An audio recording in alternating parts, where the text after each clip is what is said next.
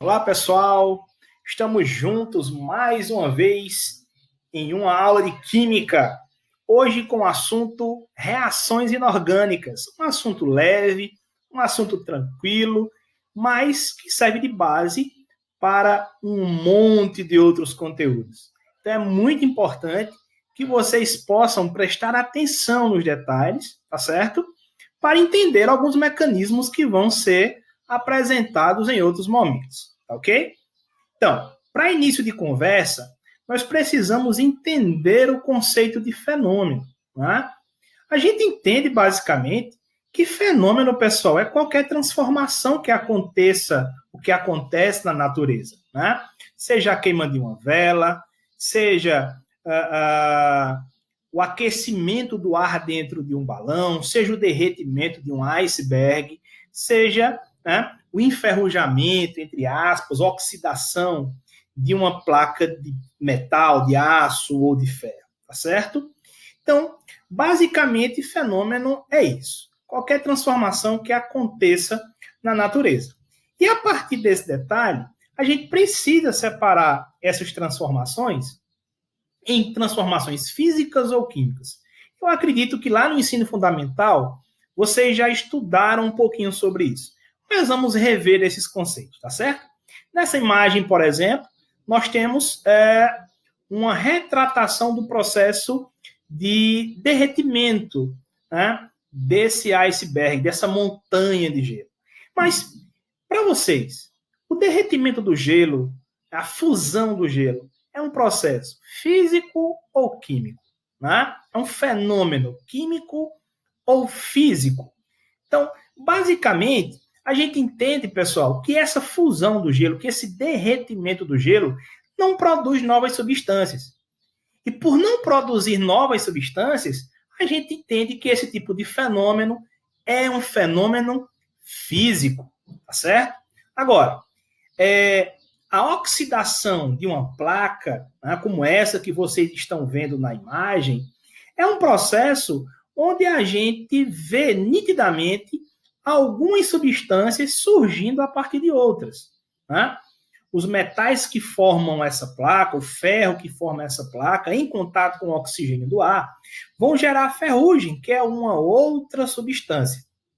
E esses fenômenos que trazem algumas substâncias se transformando em outras, classificam o fenômeno como sendo um fenômeno químico, tá certo?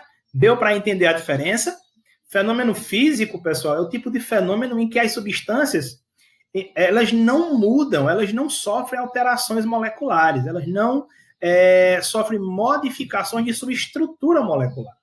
Já no fenômeno químico, ocorre essa modificação. As substâncias se transformam em outras, tá certo? Então, não esqueça, num fenômeno físico, as substâncias não sofrem transformações.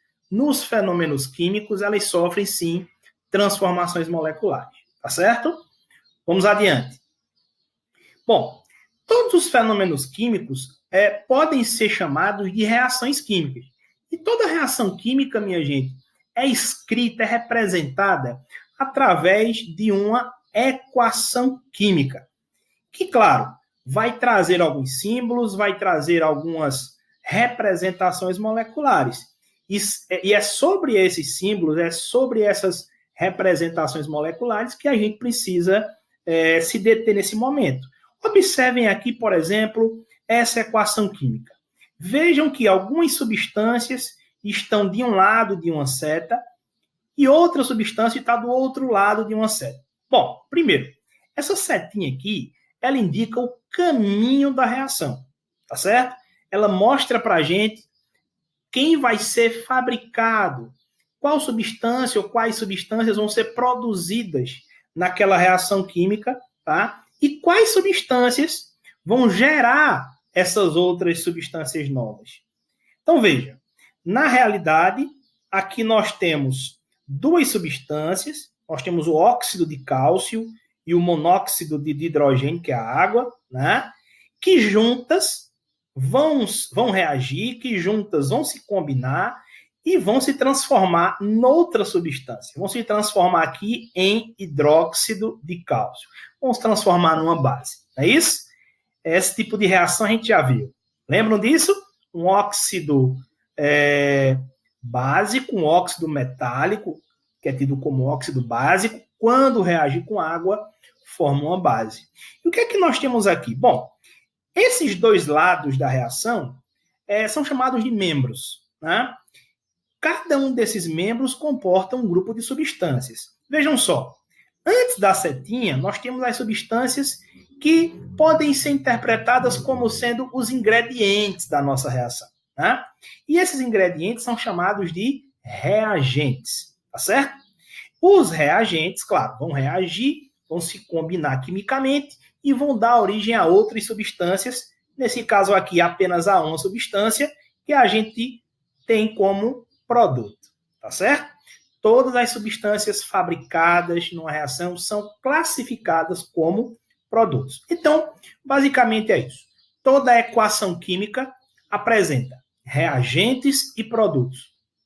Como saber quem é quem? A setinha da reação sempre vai apontar para os produtos, tá certo? Para o final do processo. Então, antes da setinha, nós temos os reagentes, depois da setinha, nós temos os produtos, tá certo? Mais adiante, nós vamos ver que existem reações especiais que podem trazer dois caminhos, mas daqui a pouco eu falo sobre isso, tá ok? Pois bem, vamos lá. Outra coisa que a gente precisa entender é que essas equações, pessoal, apresentam fórmulas de substâncias, que podem ser substâncias simples ou substâncias compostas, e alguns números que representam a quantidade dessas substâncias numa reação. Lembre, numa receita de bolo, sempre você tem os ingredientes e a quantidade de ingredientes presentes naquela receita. Então, os ingredientes aqui nas nossas equações vão ser as fórmulas. E essas quantidades de ingredientes que a gente vai encontrar nas equações químicas vão ser chamados de coeficientes, tá certo? Bom, quando a gente fala dessas fórmulas, desses ingredientes, né, nós estamos representando os aspectos qualitativos da reação. E quando a gente fala das quantidades, quando a gente fala dos coeficientes, a gente está se referindo aos aspectos quantitativos dessa equação. Vamos ver um exemplo. Observem essa reação. Nós temos aqui como aspectos o aspecto qualitativo as substâncias gás hidrogênio, gás nitrogênio. Eles dois vão se combinar para formarem um outro gás que é chamado de amônia. Esse gás é muito conhecido e muito importante para a indústria, principalmente para a indústria de fertilizantes, tá, pessoal? Então vamos lá. Observem aqui que nós temos os ingredientes da nossa reação, né? Os nossos reagentes da nossa reação, e nós temos as quantidades desses reagentes presentes no processo. Encarem uma reação química sempre como se fosse uma receita. Sempre você vai ter os ingredientes, você vai ter aquilo que vai ser produzido e os números que indicam as proporções entre eles, né? Esses números, como eu já falei antes, representam os coeficientes da reação, tá certo? E, claro, os símbolos das moléculas representam as nossas fórmulas moleculares, tá certo? Pois bem, então toda equação química vai ter que ser representada através de coeficientes e fórmulas. Nós precisamos ter as substâncias que fazem parte da reação, tanto os reagentes quanto os produtos, e as quantidades desses reagentes e produtos presentes no processo. Tudo bem? Vamos adiante. Observe aqui uma coisa curiosa, né? Vocês já devem ter ouvido uma frase que diz assim: na natureza, nada se perde, nada se cria. Tudo se transforma. Minha gente, essa frase ela é muito importante para a gente porque ela resume de forma genérica o mecanismo básico das reações químicas. E como é que acontece uma reação química? Você tem algumas substâncias que vão se combinar para formar outras. Beleza. Mas nessa transformação, nesse período de transformação, nada vai se perder. Nada vai surgir, sabe, do além. O que ocorre simplesmente é que as moléculas dos reagentes, elas se desmontam e se remontam de uma outra forma para dar origem aos produtos. Observe aqui na animação. Nós temos aqui 3 moléculas, vamos pensar assim, 3 moléculas de gás hidrogênio.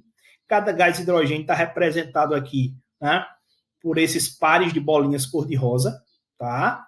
E nós temos uma molécula de gás nitrogênio, simbolizada aqui por esse par de bolinhas vermelhas. Cada hidrogênio é representado por uma bolinha rosa, eles estão em pares, H2, 3H2, então temos 3 aqui moléculas de gás hidrogênio. Aqui nós temos uma molécula de gás nitrogênio. Cada bolinha vermelha dessa representa um átomo de nitrogênio, tá certo? Bom, o que vai acontecer nessa reação? Observem, vejam só. Essas moléculas irão se desmontar e irão se combinar de uma maneira diferente para formar o nosso produto. Veja, perceberam a transformação dessas substâncias nessa substância aqui? Né? Vamos ver de novo. Olha só. Foi. Tá vendo? Então, o que houve aqui nada mais foi do que uma recombinação entre esses átomos. Nada se perdeu nessa transformação. Eu continuo tendo no final os 6 átomos de hidrogênio que eu tinha no início. Eu continuo tendo no final os 2 átomos de nitrogênio, só que numa configuração diferente. É isso que caracteriza uma reação química, tá certo? É isso que caracteriza uma das leis mais importantes da química moderna, que é a lei de Lavoisier, tá bom? Espero que vocês tenham entendido, tá certo? Bom, então aqui nós temos as substâncias, as nossas fórmulas, nós temos aqui os nossos coeficientes, que são esses números grandões que aparecem na frente das substâncias, indicando a quantidade dessas substâncias, a proporção delas na reação. Esses numerozinhos pequenininhos aqui são chamados de índices. Eles indicam apenas o número de átomos que nós temos em cada molécula, tá certo? Pois bem, vamos ver essa questãozinha aqui. Olhem só. A equação refere-se à transformação de ozônio em oxigênio comum, representada pela equação. Essa equaçãozinha está mostrando que o gás ozônio, aquele gás lá na camada de ozônio, está se transformando em gás oxigênio. Então, aqui nós temos uma reação com seus coeficientes e moléculas. Bom, o texto continua dizendo o seguinte: os números 2 e 3 que aparecem do lado esquerdo, esse 2 e esse 3 aqui, representam respectivamente o quê? O que é que eles representam? O 2, pessoal, representa o coeficiente do nosso oxigênio, do nosso ozônio, desculpe, nessa reação. E esse 3 indica, basicamente, o número de átomos de oxigênio que aparece na molécula do gás ozônio. Tá certo? Então, número grandão, coeficiente, número pequenininho é o índice, é o número que indica o número de átomos que existe naquela molécula. Tá certo? Espero que vocês tenham entendido isso, ok? Bom, o termo coeficiente estequiométrico, né, essa palavrinha estequiométrico, vem de uma sub-área da química chamada de estequiometria, tá certo? Que nós vamos estudar mais adiante. É um conteúdo também muito interessante, muito importante, mas vai ser estudado em outra aula, tá certo? Pois bem, vamos adiante. Bom, sabendo desses detalhes das reações, agora a gente passa a classificar essas reações.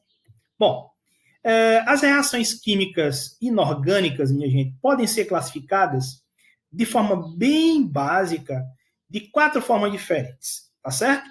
As principais classificações que nós podemos dar às reações inorgânicas são essas. Nós podemos ter reações de síntese, também chamadas de reação de adição, as reações de análise, que podem ser chamadas de decomposição, reações de deslocamento, né, que podem ser chamadas de reações de substituição ou simples troca, e, por último, as reações de dupla troca, também chamadas de reações de dupla substituição ou duplo deslocamento. Além de existirem algumas outras reações especiais que eu vou apresentar no final para vocês, tá bom? Vamos em frente. Bom, como é que eu posso enxergar uma reação e saber que ela é uma reação de síntese, saber que é uma reação de adição? E, gente, é algo muito simples. Basicamente, uma reação de síntese traz duas substâncias, que podem ser simples ou compostas, não importa, duas substâncias que vão se unir para formar apenas uma. Aquela primeira reação que eu mostrei para vocês, né, que está aqui, é uma reação de síntese. Nós temos aqui duas substâncias, o óxido de cálcio e a água, se juntando para formar uma só. Isso é o que caracteriza uma reação de síntese, tá certo? A segunda reação que eu apresentei para vocês também é uma reação de síntese. Veja, nós temos aqui duas substâncias, o gás nitrogênio e o gás hidrogênio, formando apenas outra substância, formando apenas uma substância como produto, tá certo? Isso caracteriza uma reação de síntese. Não esqueçam, uma reação de síntese ocorre quando duas ou mais substâncias se juntam para formar apenas um produto, tá ok? Pegaram essa ideia? Muito bem, vamos adiante. Bom, depois das reações de síntese, nós temos as reações de decomposição ou análise, tá? Que são, na realidade, o oposto das reações de síntese ou adição. São o oposto, completamente o oposto. Nas reações de síntese, duas ou mais substâncias se juntam para formar apenas uma.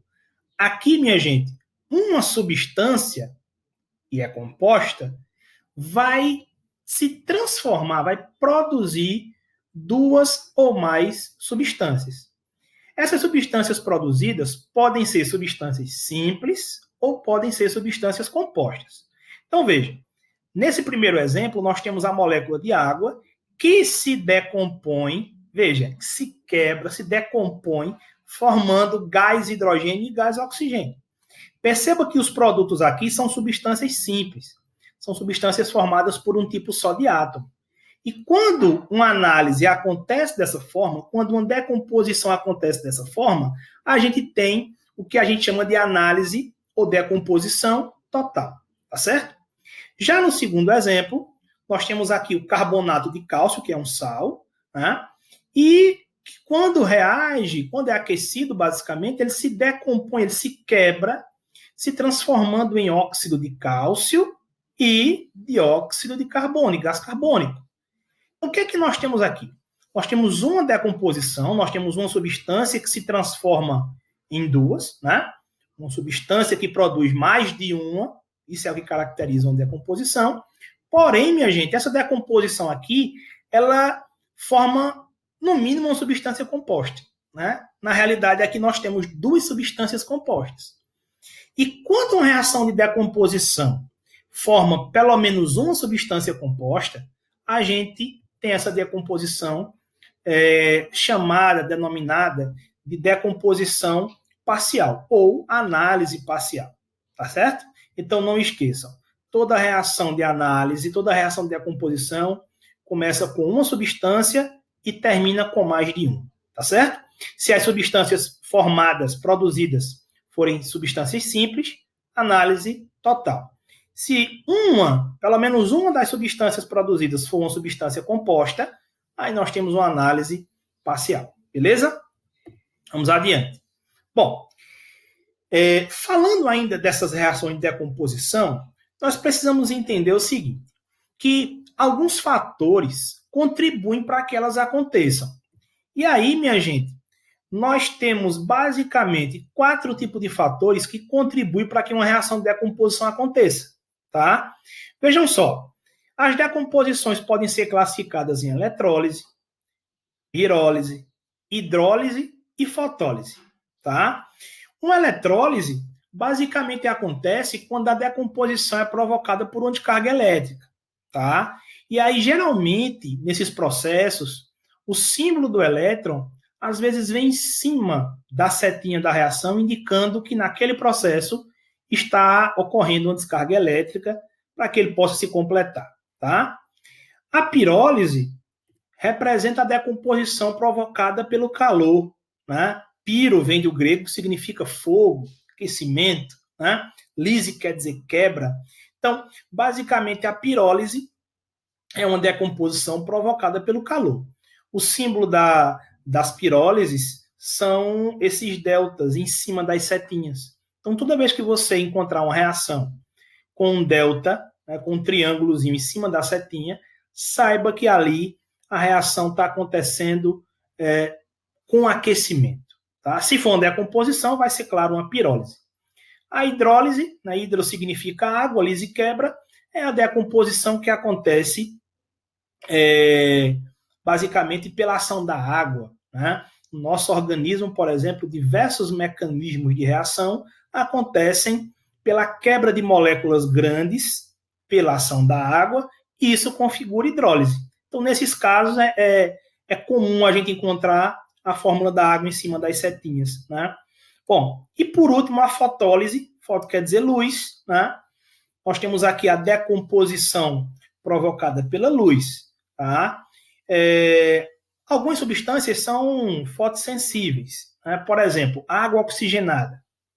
Ela é fotossensível, por isso que ela é vendida em frasquinhos opacos e não transparentes. Né? Porque se você colocar água oxigenada, minha gente, num ambiente iluminado, a água oxigenada vai começar a se decompor. O oxigênio a mais que está preso na molécula de água vai ser liberado na forma de gás oxigênio. Por isso que a gente vê aquela fervurinha, tá certo? O símbolo da fotólise é essa letrinha grega aqui, né, que lembra a letrinha H minúsculo, lembra apenas, essa letrinha chamada de lambda, tá? Então, quando você encontrar, se você encontrar esse lambda em cima da setinha da reação, né, do caminho da reação, lembre-se que aquela reação é uma fotólise. Beleza? Tá dando para pegar aí, pessoal? Espero que sim, hein? Vamos adiante. Bom, falamos até agora de reação de síntese ou adição e análise ou decomposição. Agora a gente fala de reações de deslocamento, reações de substituição ou até mesmo reação de simples troca. Vejam só, também é um tipo de reação bem simples, mas prestem atenção no modelo desse tipo de reação. Veja só, minha gente, aqui nós vemos o zinco mais o ácido clorídrico, né? São dois reagentes. O zinco é uma substância simples, o ácido clorídrico é uma substância composta, tem o hidrogênio e o cloro aqui. Bom, quando o zinco reage com ácido clorídrico, pessoal, basicamente o que ocorre é um deslocamento do hidrogênio por parte do zinco. Ou seja, o zinco vai tomar o lugar do hidrogênio, vai dar um chega para lá no hidrogênio. Vai dar um empurrão nele, vai ficar no lugar dele. E como resultado, esse hidrogênio vai ficar sozinho, claro, na forma de gás hidrogênio, e o zinco, no lugar do hidrogênio, né, juntinho com o cloro, vai formar o cloreto de zinco. Tá certo? Pois bem, observe que ocorreu aqui um deslocamento de um átomo por outro. Por isso o nome da reação é chamada reação de deslocamento. Tá certo? Por isso essa classificação, reação de deslocamento. Ok? Bom, claro que isso aqui acontece por alguns motivos que nós iremos estudar adiante, depois em outra aula, mas por enquanto observe o mecanismo de reação. Como é que você observa uma reação e percebe que ela é uma reação de deslocamento?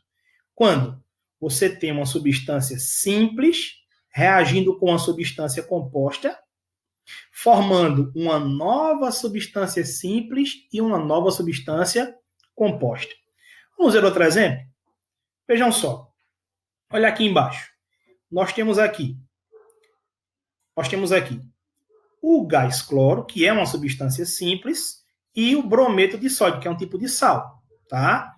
Então, para vocês observarem, veja, o cloro vai deslocar o bromo. O cloro vai tomar o lugar do bromo. Não pode tomar o lugar do sódio porque ele é um ametal. Os ametais, geralmente, retiram ou deslocam outros ametais. Né? As espécies, elas têm essa combinação aí, tá certo? O zinco conseguiu deslocar o hidrogênio aqui, porque o hidrogênio pode ter características metálicas, né? E o zinco é um metal, claro. Mas vamos lá. O cloro vai deslocar o bromo e como resultado nós temos, olha só, o bromo vai ficar sozinho na forma de gás bromo e o cloro juntinho do sódio vai formar o nosso velho conhecido cloreto de sódio. Deu para entender, pessoal? Então, novamente, a história se repete. Uma substância simples reage com uma substância composta, formando uma nova substância simples e uma nova substância composta. Tá certo? Então, nunca esqueça desse detalhe, tá certo? Sempre numa reação desse tipo, um elemento de uma substância simples vai deslocar outro elemento de uma substância composta. Tá bom? Vamos adiante. Bom, por último, basicamente os 4 principais tipos de reações inorgânicas são esses, né? Os principais, existem outros. Por último, nós temos aqui as reações de dupla troca, tá certo? Ou também chamado de reações de dupla substituição ou duplo deslocamento. Pessoal, nesse tipo de reação, a gente encontra basicamente substâncias compostas dos dois lados da reação. Você tem 2 substâncias compostas reagindo e formando mais 2 ou mais substâncias compostas.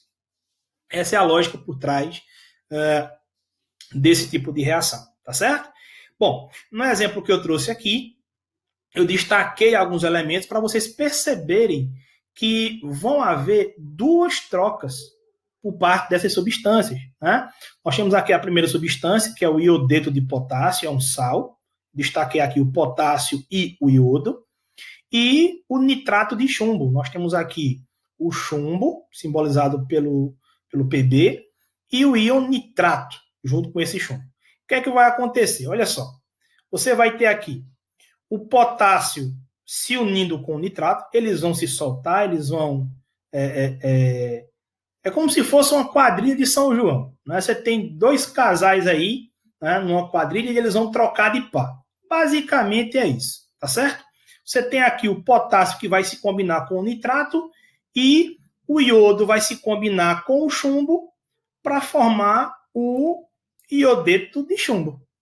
Basicamente é isso. Houve aqui 2 trocas, 2 substituições, tá certo? Por isso que o termo colocado aqui é reação de dupla troca, reação de dupla substituição ou até mesmo duplo deslocamento.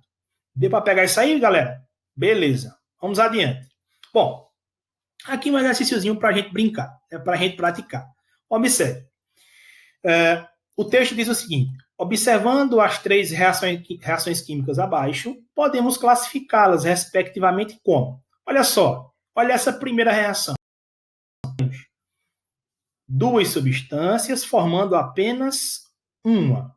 Tá? Não olhem os coeficientes, olhem a quantidade de substâncias presentes nas reações, né? Os tipos de substâncias presentes de cada lado. Quando 2 substâncias se juntam para formar uma só, nós temos uma reação de síntese, ok? Já no segundo exemplo, nós temos uma substância só que vai formar 2. Olha o deltazinho aqui em cima, indicando o aquecimento, né? Bom, quando nós temos uma substância formando mais de uma, 2 ou mais, a reação é uma análise, né? Nesse caso aqui, uma análise parcial. Veja que foram formadas aqui substâncias compostas. E por último, nós temos mais 2 substâncias reagindo, né? Nós temos aqui esse óxido reagindo com esse óxido conhecido da gente, que é a água, tá? O pentóxido de fósforo, mais a água, se juntando para formar uma só, que é o ácido fosfórico. Bom, quando 2 substâncias se juntam para formar uma só, a reação representa uma síntese. Então, a alternativa correta para essa questão é a letra B. A primeira é uma síntese, a segunda é uma análise ou decomposição, e a terceira também é uma síntese. Bom, olha a questão 2. A reação química, está aqui a reação química descrita. Ela representa uma síntese total, um deslocamento, uma dupla troca, uma análise total, uma análise parcial. Veja só, basicamente, nós estamos vendo aqui uma substância se quebrando em 2, se decompondo em 2. Então, claro, isso aqui vai representar ou está representando uma decomposição, tá certo? Uma análise. Mas aí nós temos a letra D e a letra E. É uma análise total ou é uma análise parcial? O que é que vocês acham? Essa análise aqui formou substâncias simples, apenas substâncias simples, ou está formando pelo menos uma substância composta? É claro que existem aqui duas substâncias compostas, a análise aqui é parcial. Não esqueça que esse tipo de análise, a análise parcial, acontece quando, no mínimo, um dos produtos é uma substância composta. Ok? Vamos fechar essa, vamos para outra. Veja só. No filme fotográfico, né, ou o filme fotográfico, quando exposto à luz, ocorre a reação. Você tem aqui brometo de prata se transformando em prata e gás bromo. Beleza. Essa reação pode ser classificada como? Vejam aqui que nós temos algumas palavrinhas diferentes, né? Pirólise, eletrólise, fotólise. Bom, que processo é esse? É uma reação de adição? É uma reação de decomposição? É uma simples troca? É uma dupla troca? É o quê? Nós temos uma substância se decompondo em duas, então trata-se de uma decomposição. E como o texto relata aqui, né, nós vamos ter essa reação acontecendo na exposição de luz. A luz é quem vai permitir essa decomposição. Então, o processo representa uma fotólise. Tá ok? Lembrem-se do termo fotólise, tá? Bom, vamos adiante.